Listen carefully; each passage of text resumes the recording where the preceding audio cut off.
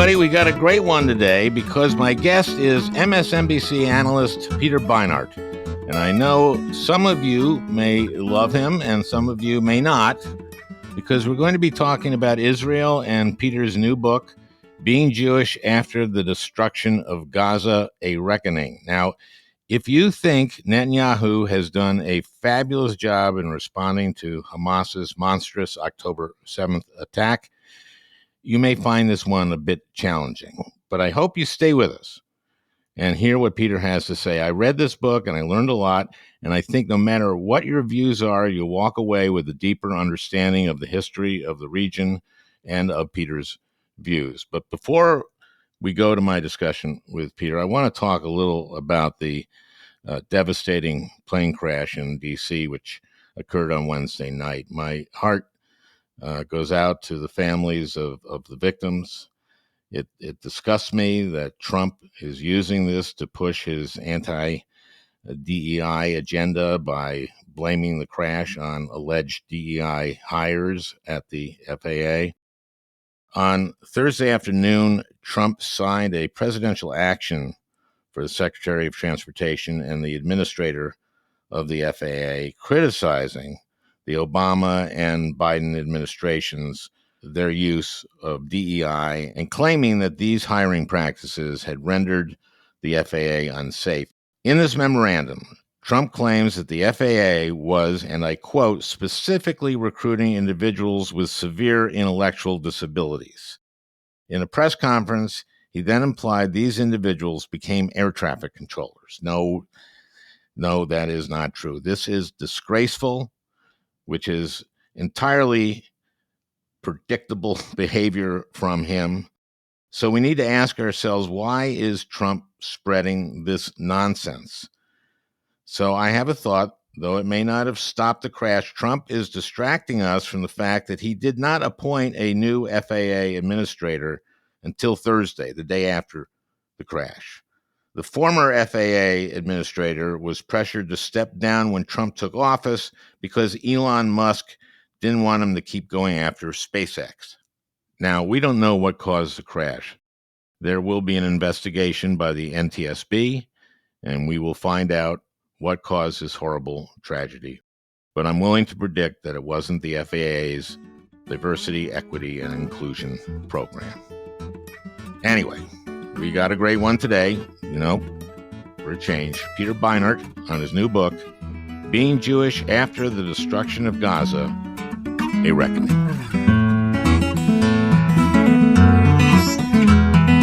Being Jewish After the Destruction of Gaza, A Reckoning by Peter Beinart. And this is an important book.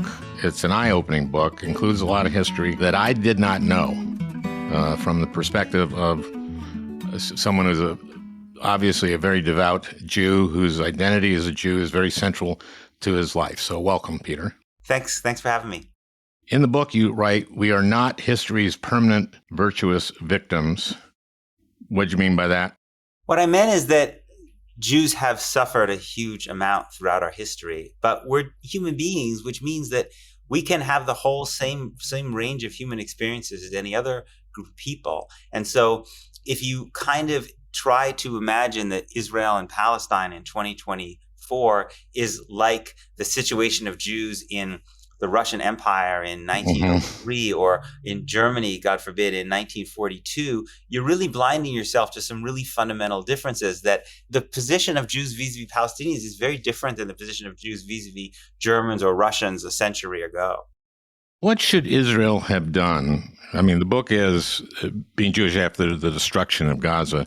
What should Israel have done after the monstrous attack on October 7th? I think Israel should have recognized that its problem with the Palestinians is not a military problem. It's a political problem. At its heart, the problem is that Israelis and Palestinians are living next to each other, but most of those Palestinians don't have basic human rights. In the West Bank, they live as permanent non-citizens under military law.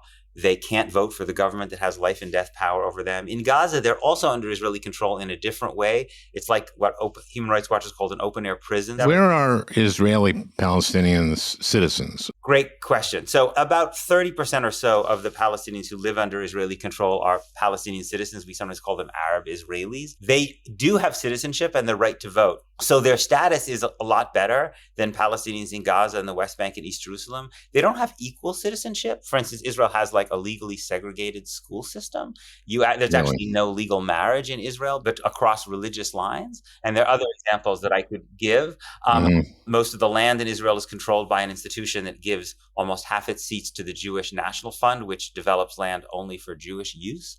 But there is an important distinction. One like really crude way of thinking about it might be to think about like, what was it like for Black Americans in the early 20th century in the North versus the South, right? There was an important difference because in the North you could vote, but you still weren't really equal, even, in New York or Chicago in 1940 or 1930.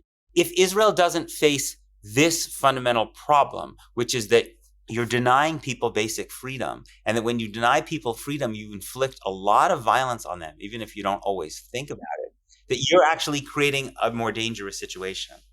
Let me go back to the question of what should Israel have done after October 7th, because I think that everybody felt that there had to be some military action. I think everybody thought that. Now, it sounds like you're saying, no, that's only...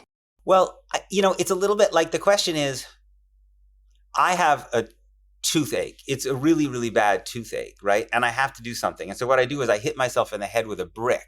I've done something, right? But the toothache is still there. And I've also caused myself a lot of other problems. Hamas, Israel has destroyed most of the universities, schools, buildings, agriculture in Gaza, and Hamas is still there. It took me a while to say, oh, this is too much. And I was like, but that wasn't until like early January or something. Right. And it felt like some military response was, needed, but you're saying no. Well, if you had a military response that targeted the leaders of Hamas and the mastermind of these organizations, right? Some of whom were in Gaza, but many of whom were also in other parts of the world, right? I wasn't going to shed any tears for Yahya Sinwar and other people who were the leadership of Hamas. But the problem is that the military response was a response of collective punishment, right? Where Israel basically says right at the beginning, you have Gallant, that we're going to turn off the water, the food, and the fuel. So you're punishing everybody, right? Which first of all just isn't fair. But secondly, what do you think is going to happen from a security point of view when you start starving people and killing tens of thousands of people, right? You know what's going to happen? Hamas, and we know this. You're going to create more Hamas. You're going to create more Hamas. That's the way Hamas recruits. So this is why, even though Israel has killed so many Hamas fighters, there are now all these new Hamas fighters, because when you kill people's families, they're going to want to fight you. There's a story in your book about two leaders, of one of the Islamic Jihad and the other of Hamas. Right. A 9-year-old boy seeing his uncle shot, and a 3-year-old seeing his father shot. Yes. Tell us about that. Yes. So in 1956, the Gaza Strip was under Egyptian control between 1948 and 1967, but Israel used to go in there sometimes because there were Palestinian fighters. This is long before Hamas existed, by the way, but there were Palestinian fighters who were basically coming out of Gaza Strip to attack Israel. Sometimes they were just people trying to go back to their land from which they were expelled. And so Israel, in one particularly big raid in 1956, goes in and it kills like 275 Palestinians in the town of Khan Yunis in Gaza. And the current leader of Islamic Jihad, which is like Hamas's smaller but equally militant rival, which was also involved in October 7th, he was a 3-year-old, Ziad al-Nakhli. He saw his father killed. One of the main leaders of Hamas, Abdelaziz Rantisi, was 9 and saw his uncle killed. And the point that I'm trying to make is, these are the long-term effects of what happens when you kill a lot of people, right? Is that you are breeding and creating the conditions for the next group of people. And it really, as someone who cares a lot, as I know you do, a lot about Israeli Jews, I have a lot of people who I'm very close to in that place. They're very important to me. October 7th was one of the most traumatic and horrifying days of my life. And I think about how many 3-year-olds and 9-year-olds and what they may want to do 10 or 20 or 70 years from now to take revenge because of what's happened. It makes me scared for Israelis. There's a story also you have about this great guy who hates Hamas, lives in Gaza, and it's kind of a long story, but at the end, he gets killed. But while he's dying, he said, now was favored Hamas, right? Yes, this was I never had the honor of meeting this guy, but a friend of mine. Sounded like a wonderful man. Yes, and he was very close friends with my friend Mohammed Shahada, who I would really recommend his work to people. Mohammed is an extraordinary journalist and thinker, grew up in Gaza with his friend Ali, and he talks about how Ali had a principled opposition to the use of violence against civilians, and he also didn't like Islamism, as a lot of people in Gaza don't. But the trauma that was inflicted upon him and his family after October 7th was so harrowing that at the end of the day, he basically said something along the lines of, these Israelis don't understand anything except for force. We have to fight them militarily. And one of the things that Mohammed has told me about his conversations with folks in Hamas, because he grew up with folks in Hamas around Gaza, is that they would say things to him like, Mohammed, I know you believe in nonviolence. I know you believe in international law, but your way has not worked. What has it gotten us? So why not try it our way? And that's one of the points I really want to emphasize, which is if we believe that October 7th was profoundly wrong and that Palestinians should never target Israeli civilians, we have to support nonviolent, ethical Palestinian struggles for freedom. But the U.S. and Israel have done exactly the opposite. Jimmy Carter wrote Peace, Not Apartheid. Can you just describe the way the Palestinians in Israel are second-class citizens, except that they're not citizens? Well, the Palestinians in the West Bank and Gaza and most of the Palestinians in East Jerusalem are not citizens. So that means that they live under the control of a state, but they can't become its citizens. They can't vote for its government. In the West Bank, Jews and Palestinians live under a different legal system. So if a Jew and a Palestinian get into a fight, the Jewish settler is going to go to a civil court where they have due process. The Palestinian is going to go to a military court with a 99% prosecution rate where you can be held virtually in indefinite detention. B'Tselem, Israel's own leading human rights organization, has classified this as apartheid. The Palestinian citizens are a minority of Palestinians under Israeli control. They do have citizenship it's a kind of second-class citizenship. So again, the point of my book is one of the things American Jews should think about is if we believe so strongly in equality and law here, that government shouldn't treat people equally based on race, religion, and sex, and we're fighting with everything we have against Trump and these lunatics on the Christian white nationalist right who want to change that, why don't we support that principle there too? What do you favor in terms of Israel and what should be done as a solution? A two-state solution? I sense that you're not for that. I don't think a two-state solution is possible anymore. I think that Israel's control of the West Bank is just way too deep and way too entrenched. I also think that a two-state solution doesn't get at some of the fundamental underlying issues, which is to say, if the idea is you can have a two-state solution so you can have a Jewish state, right, which means that the state has to be run by Jews, right? Right. When people talk in those terms in America, like we have to have an 80% white Christian, that's Tucker Carlson language, right? Well, but the history of Israel is quite different. Yes. The Holocaust is sort of the justification, and the thinking behind that is after all this persecution over all these centuries, it looks like Jews need their own homeland, of course, in Israel, where they originally were. Yes. And so, that's the thinking there. And you say a two-state solution is not possible now. When did that become impossible? I went back looking in something I wrote earlier for the first time that I saw someone saying that a two-state solution was almost dead because the Israeli settler population in the West Bank, the West Bank would be the heartland of where this Palestinian state would be. Yeah, well, I remember when Kerry was Secretary of State, right? We talked and he said that where the settlements are going is deliberately making a two-state solution impossible. Right. I think he said, maybe there were a couple more years. That was almost a decade ago. There's a column I found in the New York Times by Anthony Lewis in 1982 called 5 Minutes to Midnight. They thought that there might be 100,000 settlers in the West Bank. They're now West Bank and East Jerusalem, maybe more, 700,000 settlers. And yeah, this is eventually like saying you're going to have a pizza, but we've now eaten 5/8 of the pizza. It's more like we've eaten several slices. Several slices, yes. Which constitute about 5/8 of the pizza. Yes. We've eaten 5 pieces. Yes, yes. If you don't do a 2-state solution, you have a 1-state solution, right? Right. And would the right of return be available too? Yes, I think so. I don't see how it's fair for someone like you or me, Al, to be able to go to Israel on day one and become a citizen, even though our families have not lived there for a very, very long time. Whereas a Palestinian who literally was born there, or their children, who was expelled in 1948, doesn't have the right to return. I mean, do we think that they don't love this place as much as we do? A lot of Palestinians may choose they not want to, but I think Palestinians should have that right to live there if they want to. Yes. And that's part of the reason a 2-state solution can't accommodate that, because the idea of a 2-state solution is we got to keep the Jewish majority up at 80% or at least 70%. And so if some Palestinians come, it could go down to 60%. And what are we going to do? No, I disagree.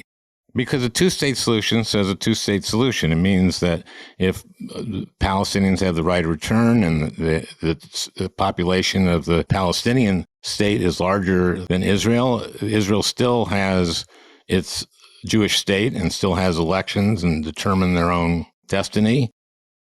I don't think that contradicts. Well, but most Palestinians are not necessarily from the West Bank or Gaza. Let's say you live in Minneapolis and you were born in Haifa or Jaffa or Lud or Sfat. These are all places inside Israel proper, right? And you were expelled, or your parents were expelled, and you want to go and live and return to the town where your family is from.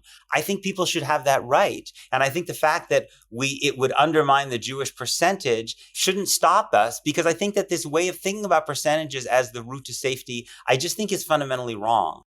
I think if you have a democracy, you need over 50% for it to be a Jewish state. So if it's a 2-state solution and there's a Palestinian state, where would that be? Would be Gaza, the West Bank? And East Jerusalem, presumably. Okay. Then there's Israel, which is not those places, where it's Israel minus those places, right? Right. It seems to me that identifying as a Jewish state, you would want ideally to have a majority Jews deciding their destiny. Right. But the consequences of that are, first of all, then you need essentially like kind of an Ann-Coulter style like immigration policy, which basically says Jews can come and other people can't come, even if those people were from here and were expelled. And secondly, it means that the Palestinian citizens, even those who have citizenship, the ones who live in these places I mentioned, like Haifa or Jaffa, they can never be equal citizens in a Jewish state, a state that basically has decided that Jews are the folks who are going to rule. To me, the irony about this is that Jews are 2% of the population in the United States, right? We're less than 2% of the population in Britain and in Australia and Canada and France. And you know what? Jews are safer in all of those places than they are in Israel. And I think Israel is just about the most dangerous large community for a Jew to live in the world, even though we have a Jewish state dedicated to Jewish self-protection. And I think it's because when you deny people basic rights, you inflict violence on them, and that violence endangers you. Well, we have the Orthodox, the ultra-Orthodox Jews to keep the population up. So, yes, they're doing a good job of that. Yeah. Is there any chance that this cycle can be broken? I don't know. And who would do that? We know Netanyahu has been there. Is Netanyahu there because of October 7th and has continued to be there because of October 7th? I think he is exploited, and he's kind of used the fact that this war has gone on and on to kind of keep himself in power. But, he's basically been prime minister with a 1-year gap since 2009 now. And I think if you want to understand why Benjamin Netanyahu has been so politically successful over now the last, 15 years or so, I think a big part of the reason is the United States. America has helped him enormously politically, because Netanyahu's claim has always been inside Israel that we can really do whatever we want to the Palestinians, and we're going to be fine. It's not going to imperil our relationship with the United States or Europe. And his centrist opponents like Ehud Barak and Tzipni Livni were saying, we can't get away with this. We're going to be a pariah. And Netanyahu said, just watch us. And the fact that America has basically given Israel total impunity, that we protect Israel, has actually strengthened Netanyahu politically. I think Biden made a mistake. I think when he stopped the 2,000-pound bombs at one point, right? Then continued them. Yeah, I mean, you would know this much better than me, Al, because you're closer to these folks. But to me, I just don't understand how a presidential administration, that speaks about democracy and human rights as central to their mission in the world and condemns Russia as they should for what Russia did in Ukraine and condemns China, can basically send all these weapons to a place where the number of children who've been killed dwarfs the number of children who've been killed in Ukraine, even though Gaza is 1/20th the size. And he could have used those as leverage. Yes, America has a huge amount of leverage. I mean, Israel's a strong country, but they can't fight this war without American weapons, and they can't fight it without American protection. If it wasn't for the United States, Benjamin Netanyahu would have a lot of trouble traveling around the world because he'd be worried that he'd be arrested and brought to trial in the International Criminal Court. And the U.S. basically gives him the impunity to continue doing what he's doing. You write, Israel can't destroy Hamas for the same reason the United States couldn't destroy the Viet Cong or the Taliban. The British couldn't defeat the Irish Republican Army in Northern Ireland. You talk about Northern Ireland, you talk about South Africa. Did you grow up in South Africa or? Yeah, my parents emigrated just before I was born, but we used to go there a lot when I was a kid. So I spent a lot of time in a part of South Africa in my childhood. So do the Palestinians have a Mandela?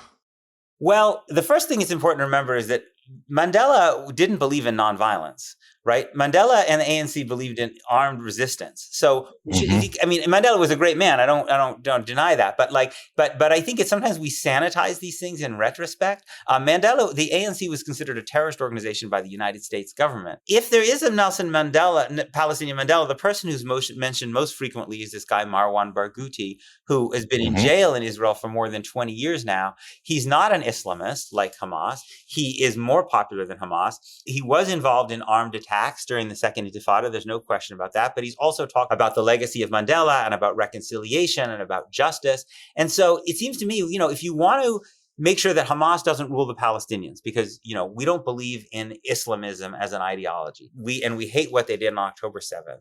What they did was just barbaric. Yes, they did. What they did was barbaric. And I'm happy using the term barbaric, but I also want to make it clear that to destroy most of the hospitals and universities and schools and buildings, that's also barbaric.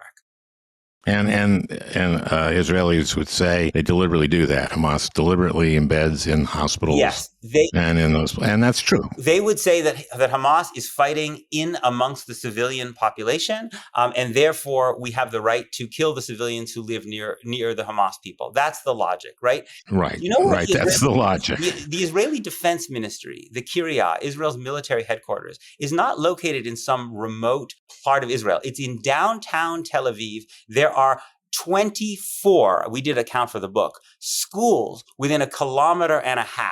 So if Hamas or some other Palestinian group decides they're going to blow up some of those schools because they want to destroy Israel's military headquarters, or they destroy an apartment building because there's some high-ranking Israeli military generals there, do they get to say, oh, that's justified because they were used as human shields? Well, when Iran sent their missiles, they weren't not aiming for that. They got shot down, most of them, almost all of them. Right, which is a good thing. But the point I make in the book is that this human shields argument is used by every government army that kills civilians. The Russians, immediately when they went into Ukraine, they accused the Ukrainian military, which was fighting from Kiev in all around civilian areas, trying to defend the city. They said, you're using human shields. The U.S. said it in Vietnam. They said, the Viet Cong have built these tunnels underneath the population, and they sent leaflets saying that the Viet Cong were using the Vietnamese people as human shields. This is always the argument that people make when they kill huge numbers of civilians. And on international law, even if fighters are in close proximity to civilians, you are still governed by the rules of proportionality. You can't destroy a hospital because you think that there's some Hamas fighters there. I know. I agree.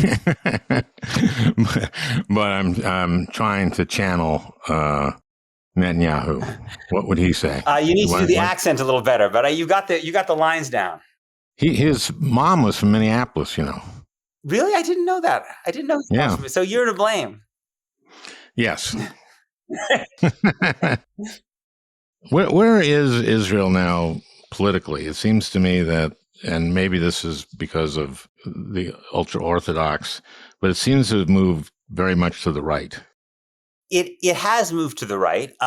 It's partly because of the demographic shift, not just ultra-Orthodox, but what we might call in America modern Orthodox, or in Israel they call national religious. So those are people like Ben Gvir and Smotrich. They're not exactly ultra-Orthodox, but they are highly, highly nationalistic in a very, very extreme way, and basically want to expel the Palestinians. So yes, those forces are growing partly because of demographic shifts. But I also think it's because, in a way that, as I said before, because of the impunity that Israel has had, that other Israelis have not had to face the costs and the consequences of what Israel's doing. And that has empowered people who say, well, we can keep on doing it.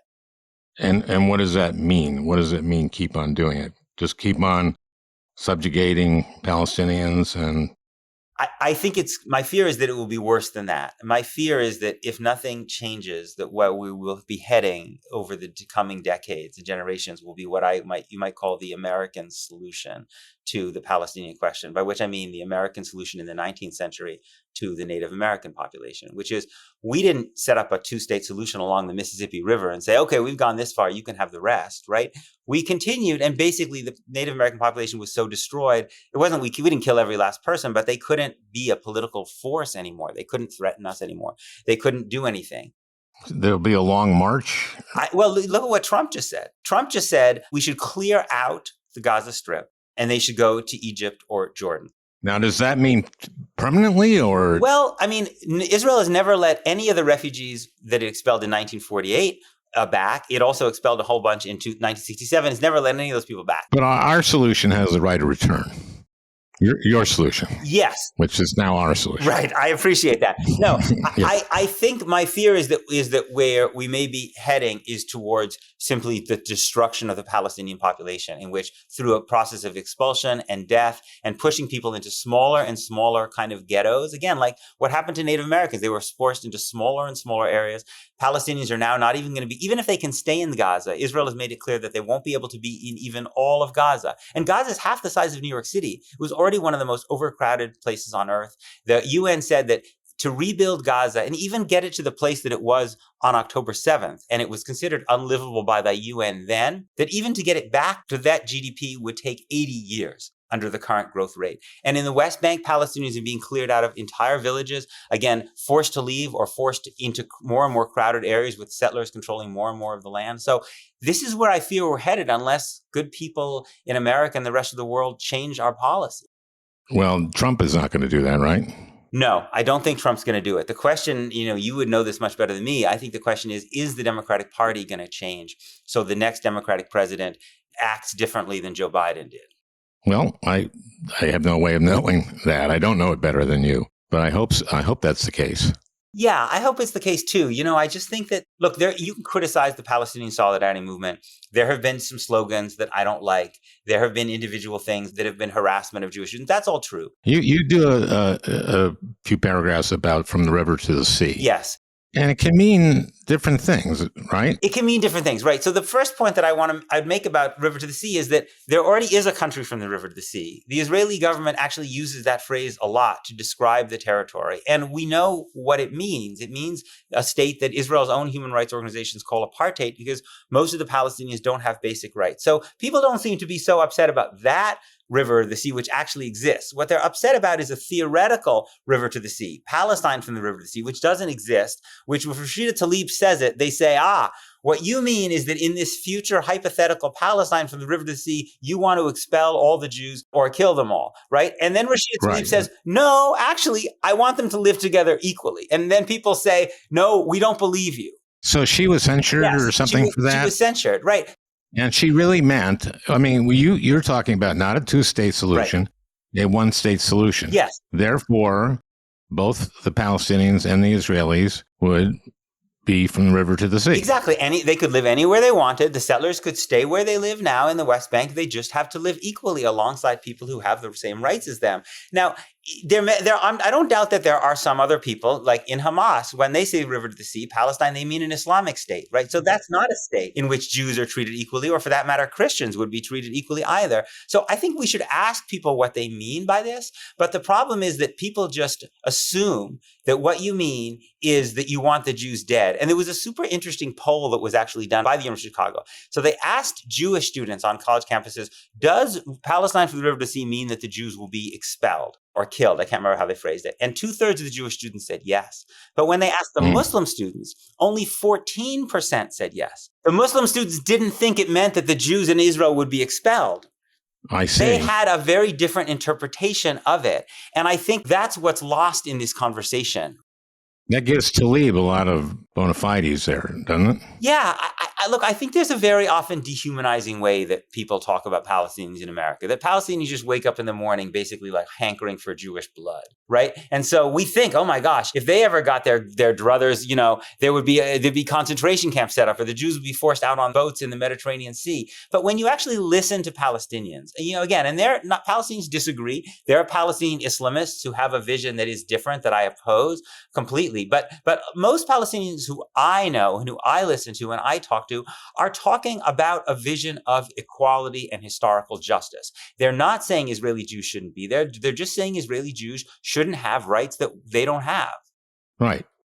So the vision is of a one state. This is as opposed to a two-state solution. One state where Palestinians and Jews live side by side, and peace. Yes, and inequality. And equality. Yeah, and I think it would be safer for Israeli Jews, because I think you're safer when your neighbors have rights. Think about how much more dangerous life would be for white Southerners if Black people hadn't gotten the vote in 1965. Because then Black people wouldn't have had any way of expressing their discontent and trying to get the government to listen to them, except by fighting. One of the points I make in the book is that the Palestinians who are citizens of Israel, the Arab Israelis, they're a lot less frightening to Israeli Jews than the Palestinians in Gaza and the West Bank, even though they're all Palestinians. In fact, a lot of Israel's doctors and nurses and pharmacists are Palestinian citizens. Yeah, you said something like 60% of the pharmacists. 60% of the pharmacists. So Israeli Jews are getting pills all the time. They don't seem terribly concerned that those pills are going to include, lethal materials that are going to kill them. And I think a big part of the reason is that those Palestinians have citizenship. So they have some way of getting the government to listen to them. And when people have some representation, even if it's not full equality, then there tends to be less violence. I think that's the lesson of Northern Ireland. It's a lesson of post-apartheid South Africa. And it's a lesson of the post-civil rights United States. As I said, you spent some time in South Africa, so you're familiar with their peace process, how Mandela left prison. How long did that take from the time he left prison till it became a democracy? He was released in 1990, and then they had the free election in 1994. That's amazing. Yes. Now, a lot had happened before that to get to that place. But the thing that I think people might not realize about South Africa and white South Africans is that almost all white South Africans in the 1980s believed that if there was a Black government, if Black people got the vote and they formed a government, that white people would be like in mortal danger. Remember, white South Africans are only 10% of the population, as opposed to Israeli Jews who are 50% of the population. And they were also much more isolated around the world than Israeli Jews are. So they were completely terrified. They were like, listen, the ANC is considered a terrorist organization. It's getting its arms from the Soviet Union. The PAC, the Pan-Africanist Congress, the other Black anti-apartheid group, its unofficial motto was one settler, one bullet. These people were terrified. They were like, apartheid is what keeps us safe. If white people aren't in charge, we're going to be in danger. But actually, what happened was very different, because once Black people got the vote, the military wing of the ANC disbanded. Just like once the Catholics in Northern Ireland got equality, the IRA stopped blowing up things in London because they had a voice in government now. Well, those two models maybe augur some better future, but we got Jews involved. So. Well, we're a complicated group of people, but I fundamentally believe that we're really not that different than everybody else. We have this, and even though our history is particularly torturous, and I think we can learn something from those other societies that a lot of white people ended up feeling after civil rights, even if their family's been against it. that it was like liberation from them, that they felt a lifting of the burden once they didn't have this supremacy anymore. And you hear that from white South Africans, you hear it from Protestants in Northern Ireland. I think a lot of Jews might actually feel like a burden was being lifted from us too. What reaction are you getting to the book? I know that there are a lot of people, including people who I know and in my community, who really, really won't like it. They don't like to see me parading around out there saying all these mean things about Israel and, supposedly getting some credit for it because I'm Jewish. And, nobody likes that. A lot of people don't like the idea of a turncoat, Mm-hmm. someone, like a traitor, I mean, you changed your views, I right? did. You changed your views after you started meeting Palestinians. I did. My views were completely different, up before I started spending time with Palestinians in the West Bank, and I often find that, a lot of people in the Jewish community, including people I know, they're like, Peter, you're so naive about Palestinians. You're this liberal, you eat at Zabar's. You're so, you have these utopian notions. You're so naive. And I'm like, how many Palestinians do you know well? Because I'm talking to Palestinians all the time. And so what made you the expert on Palestinians? Have you read any books by Palestinians? Do you have many deep political conversations? I find in general that the Jews who know Palestinians the best are actually the ones who are least afraid of Palestinians and most optimistic about the idea that Jews and Palestinians could live together equally. That must stop them a little bit. Well, I mean, not really. Sometimes do you have this conversation with them at Zabar's?